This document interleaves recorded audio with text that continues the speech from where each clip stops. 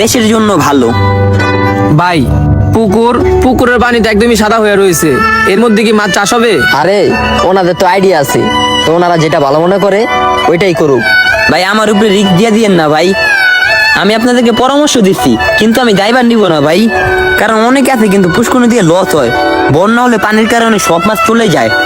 আর সকল জিনিসে কিন্তু ভাগ্য থাকা দরকার। আর এটা একটা ভালো পরামর্শ দিচ্ছি আপনার, বিদেশে না গিয়ে নিজের দেশে ব্যবসা করার। তো এখন বাকি হচ্ছে আপনার নিজের ইচ্ছা, আপনার ব্যক্তিগত বিষয়। ঠিক আছে ভাই, তাহলে আমি 2 বছর ট্রাই করে দেখি কি থেকে কি হয়। যদি ব্যবসা লাভ হয় তাইলে তো ভালো। হ্যাঁ ইনশাল্লাহ হবে, আল্লাহ ভরসা, আসেন।